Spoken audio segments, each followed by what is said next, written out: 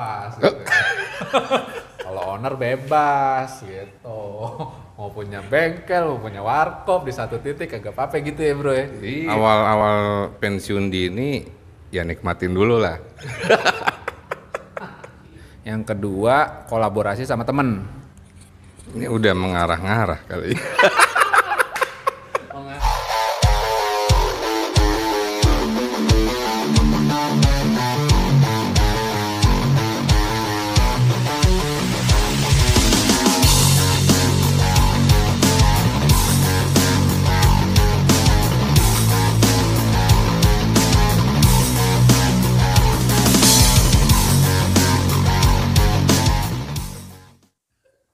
Assalamualaikum warahmatullahi wabarakatuh. Waalaikumsalam warahmatullahi wabarakatuh. Gua kedatangan temen. Kenalin dulu dong bro, kenalin dulu. Oke, nama gue Rahmat dari Tebet.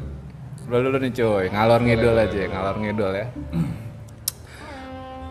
Agak terbatas sekarang mic-nya cuma satu nih, yang satunya mati, jadi mohon maaf kalau pindah-pindah mic.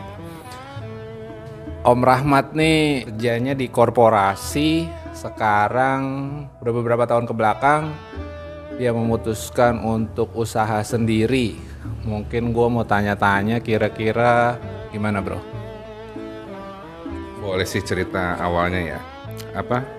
Kebanyakan kan dari orang tua teman-teman kita tuh ya, kalau udah pensiun, habis pensiun bingung kan mau ngapain kan. Jadi lebih milih akhirnya buka usaha karena waktu dan umurnya mepet, terus juga butuh branding dan untuk developnya juga butuh waktu, akhirnya banyak yang gagal. Jadi daripada mulainya baru nanti, kenapa nggak mulai dari sekarang?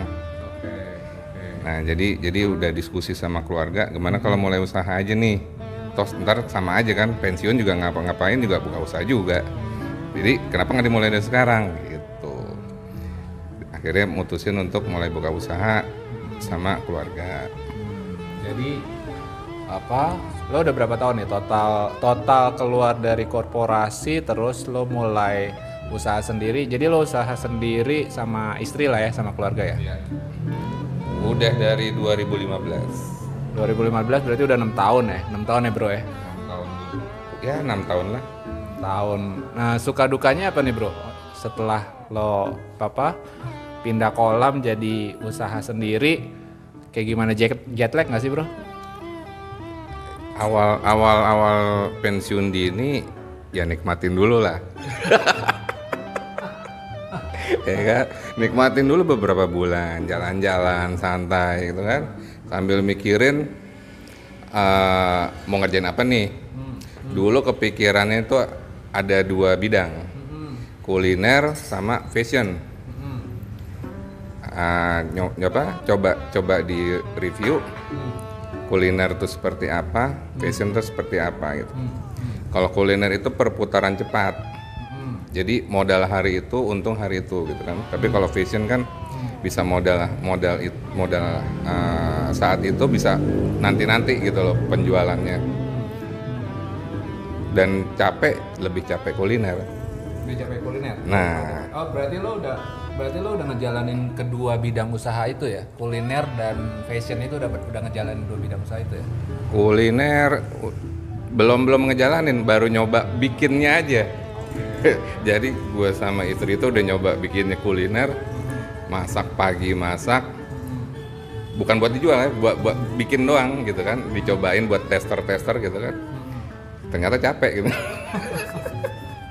Ya yang paling cocok dari yang udah lo coba-coba itu adalah fashion ya. Fashion tuh lebih kemana sih bro? Yang lo fokusnya sekarang usaha lo? Sebenarnya sih keputusan istri ya. Jadi di sini gue ngerasa kayak bisnis usahanya tuh maunya istri mau apa sih, gue support gitu kan. Jadi gue yang ngekonsep, dia nentuin mau apa, kuliner apa fashion. Dia nentuin fashion, terus gue yang konsep seperti apa, ya gue support dia gitu loh. Nah ya kebetulan yang mutusin fashion tuh istri. Akhirnya menentukan fashionnya tuh ke busana muslimah gitu. Jadi kita sebagai laki-laki sini cuma support doang. Ini dari menurut gue ya. Menurut gue dua tipe pengusaha. Yang pertama adalah usaha sendiri, yang kedua kolaborasi sama temen, ya kan. Konsepnya macam-macam, kolaborasi sama temen mungkin bisa kongsian atau misalnya franchise atau misalnya kayak gimana lah, tergantung kesepakatan kedua belah pihak. Yang gue tahu sih lo udah ngejalanin dua tipe bisnis model itu. Ini udah mengarah-ngarah kali. Udah sesuai tema kayak sebelumnya nih, tema memancing gitu kan. Akhirnya dipraktekin di ngalor ngidul sekarang nih. Gue general bro, lo jawabnya general juga. Gue general nanyanya, makanya kan butuh pandangan juga. Lo kan udah ngejalanin. Gitu. Kalau untuk yang fashion, kebetulan sampai sekarang itu masih. Gue sambil ngerokok ya bro ya, maaf ya, nggak apa-apa ya. Nggak disensor ngerokok ya? Apa-apa lah, ini ngomong bebas. Iwan bang. Terusin bro, sempat gue sempat asem gue. Tadi udah sampai mana ya? Lupa. Untuk fashion. Iya. Untuk fashion ya, sampai sekarang sih udah masih usaha keluarga ya. Lebih tepatnya ya dagang lah gitu kan. Dagang atau usaha. Waktu itu sempat buat proposal buat investor, tapi pas dicoba di review ternyata kayaknya berat nih tanggung jawab gitu kan, daripada jadi nambah beban hidup, akhirnya nggak jadi. Jadi mendingan diurus sendiri aja lah ya. Mendingan urus sendiri. Kalau keputusan kita sih, maksudnya nggak perlu ngembangin gede-gede, tapi yang penting bisa survive buat sekarang gitu kan, mending ngurusin sendiri gitu. Nah kalau bisnis model yang kedua nih bro, yang tadi yang berkongsi dengan temen, lo kan udah ada pengalaman juga nih, boleh di share kali bro ke gue bro. Kalau kongsian sama orang lain mungkin lo lebih paham ya. Kan gue juga belajar sama lo nih. Enggak, ini kan lo yang gue tanyain. Ini di channel lo ya. Kalau kongsian sama temen ya bagusnya sih dari awal udah langsung ditentuin apa ya, batasan-batasan ya. Jadi kayak tempat, kalau bisa tempat sendiri. Terus modalnya udah harus jelas. Terus juga hitung semua perhitungan dikalkulasi lah, dianalisa udah fair apa belum gitu kan, biar nggak ada masalah ke depannya. Perlu pakai agreement nggak sih bro? Kalau walaupun misalnya lo teman kecil gitu, sohib gitu ya, lo sohib kecil dari teman SMA kah, teman SMP kah, udah begini banget ya bang. Selama nggak ada yang dirugikan, nggak perlu pakai agreement sebenarnya bisa sih. Tapi kalau udah ada salah satu akan merasa dirugikan, kayaknya udah diperlu namanya agreement gitu. Jadi biar nggak ada tuh namanya salah paham gitu.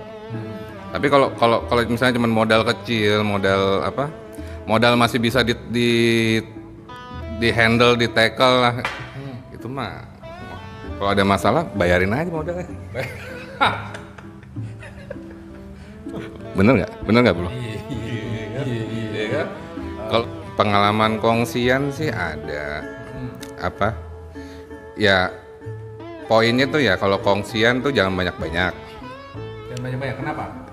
Kenapa? Biar bagi hasilnya nggak kebanyakan lah. Kan habis, dibagi banyak habis. Berapa orang yang pas? Paling banyak tiga. Bertiga. Paling banyak tiga. Paling banyak tiga. Ya berdua lebih enak. Karena kalau berdua itu jelas nentuin kerja nggak kerja gitu kan. Langsung belah dua. Nah langsung. Kalau sama-sama kerja belah dua kan gampang tuh. Iya, atau kalau enggak ya gue kerja 70 lo 30. Iya, tuh kalau Berdua ya. Kalau berdua, kalau bertiga agak susah. Bertiga itu nanti ada Dispute lah ya kalau di agreement. Ya mungkin lo lebih paham kali ya tentang isi kontrak sama proporsional profitnya tuh. Jadi ada di situ harus ngitung effort, di situ harus ngitung risk, harus ngitung modal gitu kan. Mendingan sendiri aja gitu ya, atau sama pasangan aja suami istri gitu ya, jangan kongsi ya. Sebenarnya kalau sama pasangan tuh juga udah termasuk salah satu kerjasama, tapi kan sama keluarga gitu. Karena itu bisa bagi hasil dan nggak ribut gitu kan, ya kan tahu sendiri kan. Iya, paling ribut-ribut apes-apes ya lo tidur di luar ya, tidur di sofa gitu maksudnya, kagak tidur di kamar buat sehari 2 hari gitulah ya. Ya kalau penjualan lagi bagus dapat bonus kan. Iya.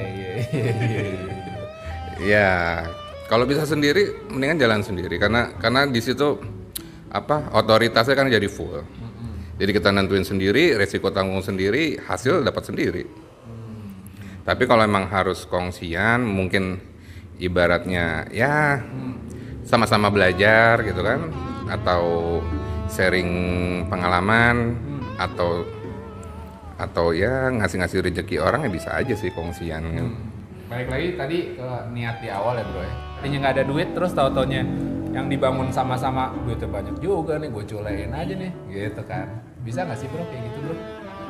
Ada orang kayak gitu mah ada aja, tapi ya kembali lagi kitanya jangan begitu, biarin aja orang lain begitu kan. Oh iya.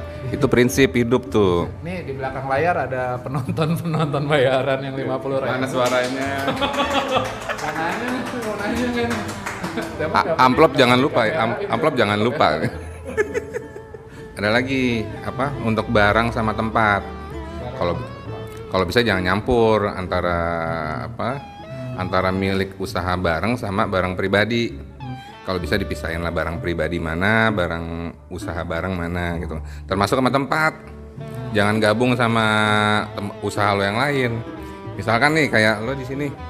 Lo di sini kan ada ada warung kopi. Terus ada bengkel workshop custom. Terus ada lagi cetak film. Terus masih ada space. Lo mau sewain atau lo kerjasama sama yang lain. Kalau kayak gitu nanti agak susah untuk otoritasnya nih. Kayak misalkan lagi hujan, becek jalan masuk ke sini kan kotor. Otomatis kan mau nyuruh bersihin kotor nggak enak. Terus udah gitu kayak penggunaan WC, penggunaan listrik, baginya tuh ya susah. Mau ngitung makaian listrik gimana? Harus kepisah gitu. Kecuali lo ownernya sendiri untuk beberapa bidang usaha gitu ya. Itu mah bebas. Kalau owner bebas gitu. Mau punya bengkel, mau punya warkop di satu titik kagak apa-apa gitu ya bro ya. Iya, bebas. Terakhir pertanyaan gue. Jadi temen gue yang menjadi dosen ini kepengen membukakan pikiran ke mahasiswanya. Sebenarnya nggak salah juga kalau baru lulus kerja kantoran dulu. Kalau menurut lo kayak gitu gimana bro? Orang mulai usaha itu kan biasanya belajar dulu. Ya belajar itu ya ikut kerja sama orang. Kalau otodidak, kalau nggak ada yang mentoring ya gagal. Ya pengalaman gue kemarin itu, apa yang gue pelajarin di tempat kerja sebelumnya ya gue pakai di usaha gue sekarang. Ya kayak misalkan SDM, kayak misalkan database, kayak misalkan analisa, ya kan kayak metode itu dipakai semua. Dengan kita udah punya modal itu, kita developnya lebih cepat. Orang lain yang otodidak itu butuh waktu beberapa lama untuk belajar dan dia juga butuh mentor. Kalau kita enggak, tinggal implementasi aja apa yang udah dipelajarin di corporate sebelumnya. Kayak misalkan kita belajar ERP, kita belajar Six Sigma gitu kan, Toyota Production. Itu kita terapin di produksi kita berikutnya atau di industri kita usaha sendiri, itu kepake banget. Bukannya cuma nyari duit, tapi nyari ilmu. Nah, pinter-pinternya kita aja untuk ambil ilmunya gitu. Ya sebenarnya nggak apa-apa juga lulus kuliah kerja kantoran dulu gitu ya, nggak apa-apa juga kan? Apa itu challenge, malah challenge nyari ilmunya, nyari networking juga, ngebangun networking dari pas zaman kerja juga bisa. Oke lah bro, paling gitu aja. Thank you ngobrol-ngobrolnya. Ini Om Rahmat dari Tebet. Iya. Kita anak skate. Sekitar kawasan Tebet. Oke, thank you. Assalamualaikum, selamat malam. Assalamualaikum warahmatullahi wabarakatuh. Sponsor.